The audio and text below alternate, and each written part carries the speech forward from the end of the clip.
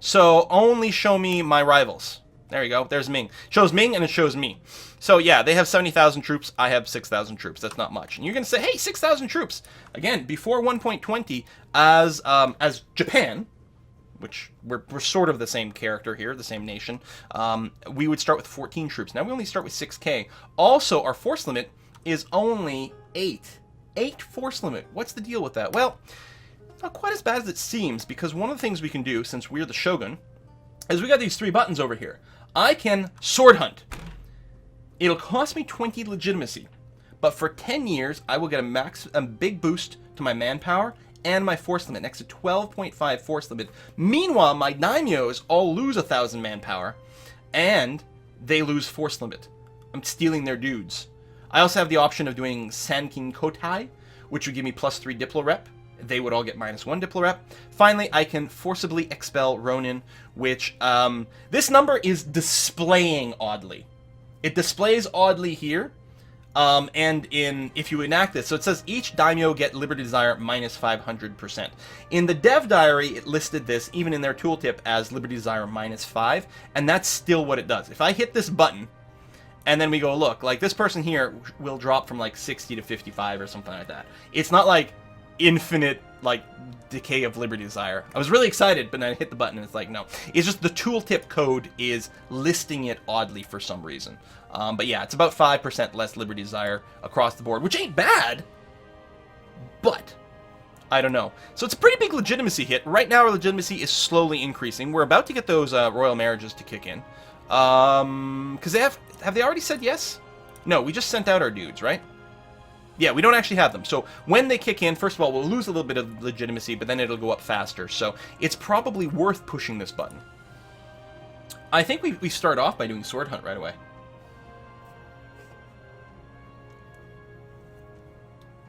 I don't know. I don't know. So the money question is an interesting one, because one of the things I would love to do is drop my army maintenance. The problem is, if any one of my neighbors declares war on me, they can instantly stack wipe my troops if I'm at 0 maintenance. I mean, the war will start, the maintenance will go up, but we're still going to have no morale. It's going to tick up over a few months. I don't think we can afford to drop our army maintenance. And that's a little disturbing, but not too bad. Now, let's take a look at our navy over here. We do have 2 provinces. We have Kyoto and we have Sagami over here. So worst case scenario, someone goes and conquers Kyoto, becomes the new shogun. Well, then we get downgraded to daimyo, but we still exist potentially. So we do have a couple. We have 4 transport ships. I don't see any reason to keep them around at this point. I can't even fabricate claims on, say, Ryukyu, for example. It's just not an option. Fabricate claims, no possible neighboring province to fabricate on. I mean, unless we were straight blocked somewhere and had to go around and do things. I don't see any reason to keep our transport ships. I mean, I could just mothball them, but I think I'm just going to trash them and save all the money. You probably wouldn't get stack wiped since you have unconditional access through your vassals. Oh, you're right. I could run away through my loyal ones. That's true. So yeah, burn the transports, people are saying. Excellent. The other thing I'm going to do is I'm going to protect trade in the Nipponese trade node over here. And I'm thinking we're going to build more ships. Now, Japan, or this nation of Ashikaga, is interesting because it starts with both merchants being idle. I think that the thing to do is going to be to send them to collect trade. Because the only other trade node we have access to is the Hangzhou trade node. And that's this one here, right? Yeah. So the trade doesn't flow up. So I think we're just going to send our dudes to go collect trade in both. And I think it will overall make us more money. But we're going to have to make an adjustment of that as soon as we can. Sell ships, lower your force versus vassals. Yes, that's true. But what I'm going to do is I'm going to go ahead and I'm going to hope that that's not going to make enough of a difference now. I'm going to be building more light ships. So these guys are protecting trade node there. We're going to tell them to repair quite eagerly as well. I like them to repair a little bit more. And we will tell them to build 1 bark. And we're going to do that. I think that's how we're going to spend our money, is do that. We should probably also bring our army up as high as we can. So our force limit at 8 for now. We may hit that button to increase it further.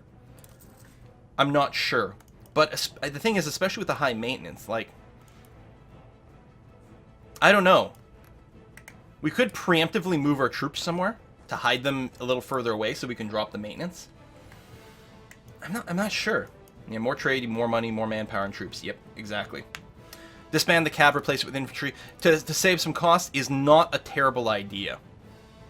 I kind of like it. What I'm going to do is I'm going to wait until we've built the infantry up to the force limit, then I'll get rid of the cav, just so that our force strength doesn't drop too quickly, so that our vassals don't get a little too crazy. So with the money that we have, do we get an advisor? I feel like the answer is no. Because I think I would rather have this money so that I can build up to my naval force limit, for sure. Also to my military force limit, and have some money in the bank in case war begins. I feel like we don't start with advisors. Is kind of how I sit. But one of the questions is, what do we do with our focus over here? If we are going to be diplo annexing a lot of people, we may want a lot of diplo points. So we might set it there. That was actually tended to be the Japanese start before 120, partially because they had -4 diplo power per month as a result of having too many relationships. That's no longer the case, but we might still want to do this. The other thing we want to make sure is that we don't fall behind on diplo tech, because that impacts our relationship with our vassals. That being said, getting that very first military technology and that tactic boost is huge! Huge! Huge! And the morale too, but tactics. Normally, I'd put my focus on admin. Get the temple up quickly, get the ideas up quickly. I think we have to go to military. Yeah, the level 1 advisors are really good. One of the things to check is maybe get someone... If we can get a taxation advisor, that would be pretty good, because we get a fair amount of tax. Oh, here we go. National tax modifier over here. This guy will semi-pay for himself. Not exactly, but he'll offset his costs significantly. So I think that's probably worth doing. So we'll do that. Also, army maintenance. If we had an army maintenance lowering guy, well, we don't have enough cash right now for it, and we don't. If we had an army maintenance lowering guy, it might be worthwhile. But I think we will put our focus on military, because we're going to need that in case we get into a war, and we probably will. I think we're going to unpause at this point. Yeah, we have some uppity vassals here. Hosokawa, is that Hosokawa here? No. See, one of the problems is there. I haven't played in this region before, so the names are really going to be quite unknown to me. There's going to have to be a lot of checking to see who's who and where what. I think we're going to unpause. Force limit modifier advisor, if any of those. There was one. Okay, a million relationships just changed. So we got our marriages. We got a queen. Excellent. That's all good. Tons of people are entering military alliances with each other over here. War is going to happen real quick. Here's what I'm going to do. I'm going to get a little shock from the explosion. Who did? A cool man with another tip. Thank you. You don't need advisors. I'm the only advisor you ever need for a game. Ah, cool man. It is true. You're right. You only need the drunk advisor kicking around. It's very nice. Diplomacy. So what I'm going to do, because we are now at our 4 of 4 relationship limits with our royal marriages. I don't think we've got to do anything else relationship-wise. So what I'm going to do is I'm going to go ahead and get 3 diplomats permanently improving relations with our vassals. And as soon as we can, I'm going to send one of them over here. So we're going to see these guys. Some of them are currently idle. They might be waiting to go to someone who we just sent a royal marriage agreement to, or they might only send one per month to sort of split it up. We'll see how it goes. But as soon as I can send one manually to Imagawa over here, who we have the mission to annex. And we can't annex anyone until like 52 or something like that. 54, right, 10 years after the game start. So we won't be able to annex them right away, but I think we're going to start with that. Yeah, the 131 leaner, not super good. Maybe we can go and drop down from that. Note, the +1 ducats from independent nation tax is not applied to the tax advisor. Oh, really? Oh, yeah, that does make a bit of a difference. Still, I mean, the admin points are good, and it's a way to make a cheaper advisor. So this guy is slightly cheaper than all of the other advisors. So I think that's okay. Okay! How do we murder our leader? 623. That's really good. Hell, even if we died when this was a kid, if the queen starts to rule, a 242 is a hell of a lot better than a 131. So I think, first of all, what we're going to do is we need a leader for our army, clearly. And clearly our shogun would not tolerate having anyone else lead the armies. So he's going to do that. So just by virtue of being a general, so the way... sorry, are you a 3-2-1 general? What's my military tradition? Whoa, this changed. My army tradition is 6.8. He has a military score of 1. How did you turn into such a good general?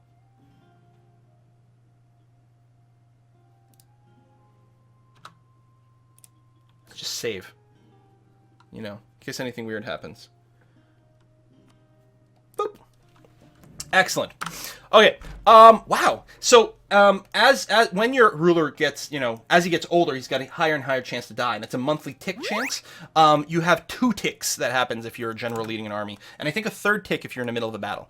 There you go. See, all my diplomats are out improving relations. The ones in green are automatic.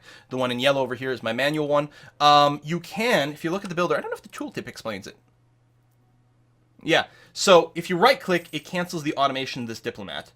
But he keeps his current mission. Wherever the diplomat is, he would still be there. He would just no longer be automated. If you left-click, I think it unautomates him and cancels his job at the same time. There's like a little thing like that. I don't think it's really going to come up much, but it is technically there. Okay, we can build 1 more infantry, and when that's done, I will probably disband the cavalry. Because they're not that strong right now, right? I mean, I realized that... Where are the numbers I'm looking for? They do have a lot of shock. Now, there's something else I'm thinking about. I feel like there's something else I'm looking at. But I mean, they're twice as expensive. More than twice. They're like 2.5 times more expensive. I mean, when you do have a low force limit, you know, it's nice to get more bang for your manpower buck. And your force limit buck, maybe, with the cavalry. I don't know. With the 0 army tradition, you have a small chance of getting 7 pips. Yeah, and that's it. It's a statistical thing, but damn. Cav is much stronger early game. It's just very expensive. I might leave the 1 cavalry. You know what? Horses are cool. I don't care what a Roomba says. Horses are cool. We're keeping our horsies. Done.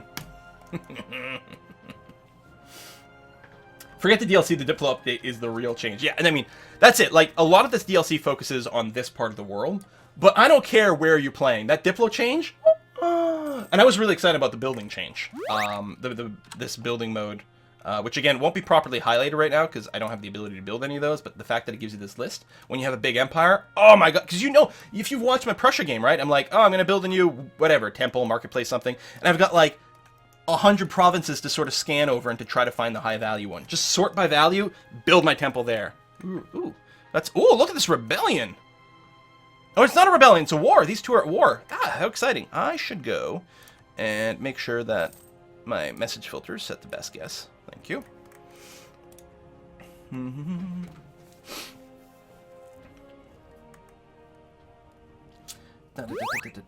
Keeping horses campaign doomed. Quit horsing around.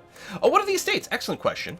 I mean, I think they're the standard estates. They just have slightly different names. Okay, one of them has a different name. The Bushi, right? Bushido, I guess, is your noble estate. Then we've got clergy, and we have the merchant guilds over here. I should push some of these buttons. Chaldeate, I think you need to get... Is it over 40% to get to the next level, and then 60%? So we're only going to get 50 military power. I think that's fine. We'll hit that button. Seek support, and get admin...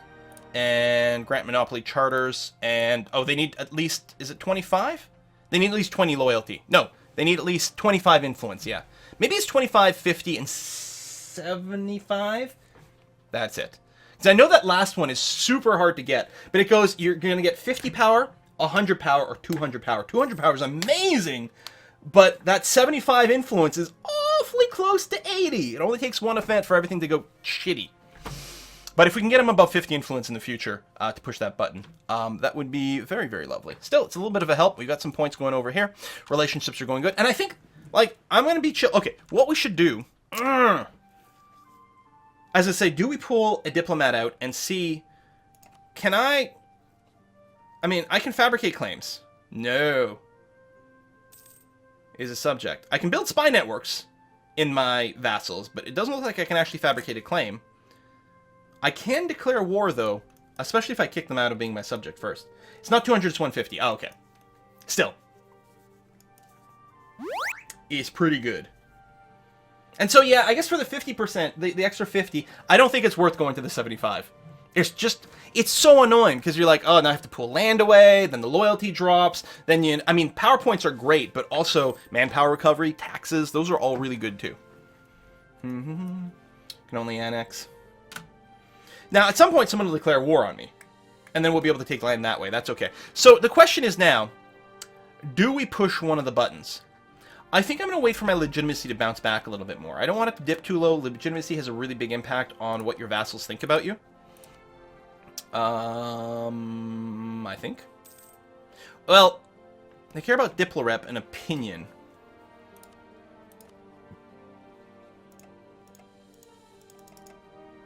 No, click on me. Legitimacy affects Diplorep. So I could hit the button and lose 20 more legitimacy to get more manpower or more force limit. But I'm wondering if we wait for the legitimacy to go back up from the royal marriages and then try again. Why is my prestige so low? I don't remember what I did to cause it to be a problem. But it's going up, so that's okay. Take one of the vassals general. Well, I mean, I have a good general right now. Noble families are feuding. Ah, okie dokie. So I can have 8 nobles rise up in revolt in Kyoto. Now, Kyoto's a little annoying because it's farmland. It'd be so nice if our capital was in a mountain. We could probably beat them, especially if I just keep this event open and build a couple more dudes in here. That should probably be okay. From the estate actions, low prestige, thank you.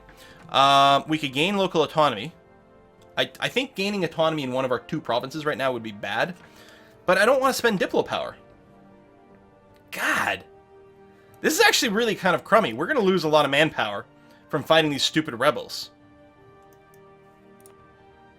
This province here, like, we'd lose 25% of what this is giving it to us. And that seems relatively important. I mean, most of our money is coming from vassals. Suppose we could fight the rebels. I don't know.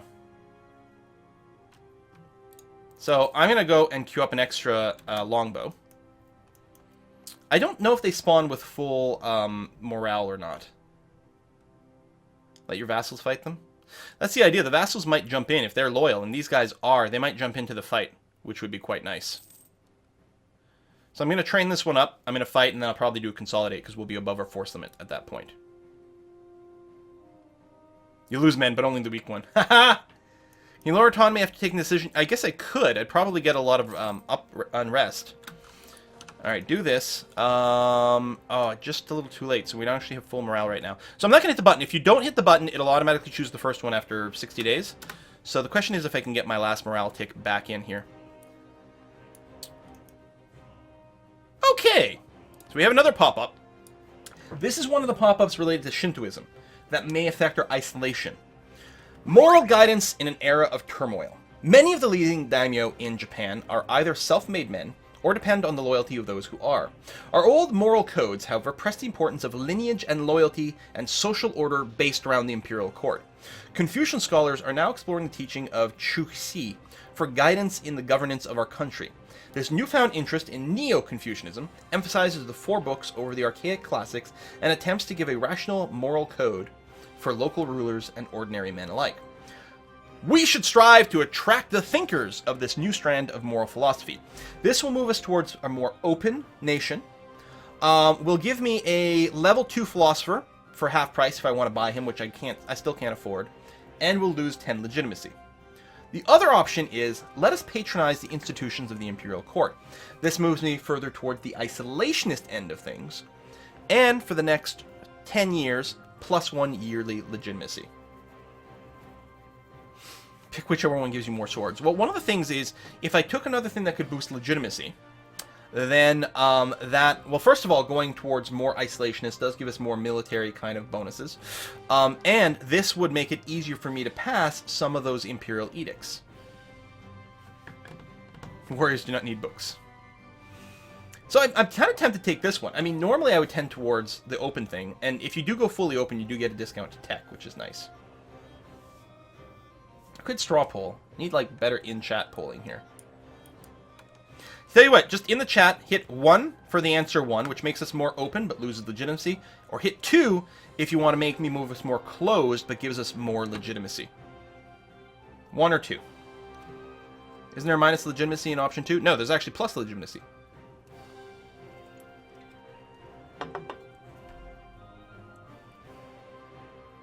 Oh, yeah, the 2s easily have it. The 2s easily have it. Just at a glance, it's easy to tell. It's probably like a 60-40 split. Maybe more so. Alright, 2s, definitely. Let us patronize the institution of the Imperial Court over here. For +1 yearly legitimacy. Okay. And again, I'm going to let time tick. Ah, there's our monthly tick over. So I'm going to say side with one family. We'll have 8 rebels. So we have superior numbers. Now, whether or not that's going to be sufficient, I suppose I have just enough money. I could get another advisor over here, get a discipline boost, but that would be all my money. And I can't do that. Boom. Let's fight. Let's hope our vassals jump in. Okay, the battle easily went in our favor, which is great. And what I'm going to do here is I will do a consolidate. Boom. I'm going to keep the horsey around because horsies are cool. But by consolidating, it brings us back to a total of 8 troops, which is our force limit. Perfect. Perfect. I mean, we lost some manpower, but, you know, it's only human bodies and human lives. Who cares about that?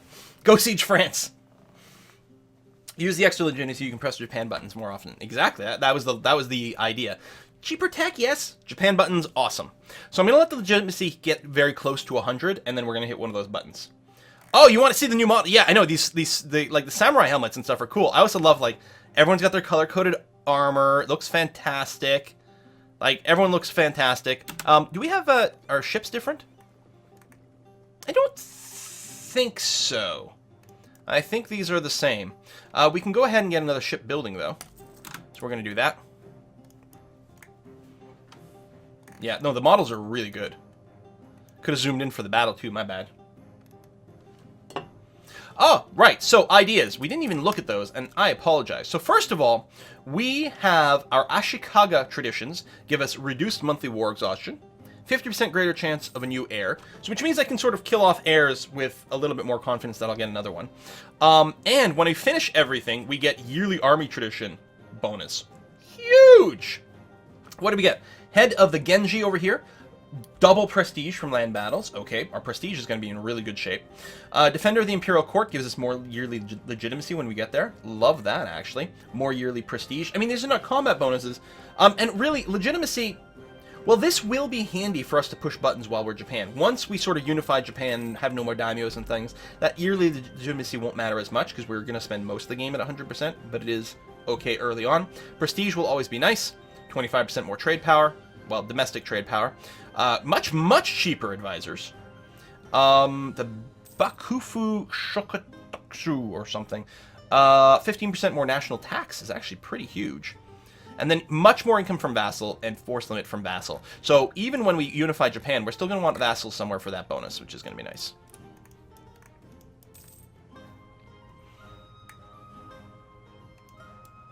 So you get double nearly no prestige from battles. If I hit this, will it show me the current song? No, you have to like mouse over to see it. No music playing at the moment. Yes, it is. There's clearly music playing at the moment. What? I'm confused. Oh, when you tag switch to Japan, you get new ideas. Ah, okay. So there's our Japan buttons over here that we can push. So right now, I'm going to go back to speed 4. Right now, I'm very happy to just sit here. And we'll eventually start incorporating some stuff. That's all.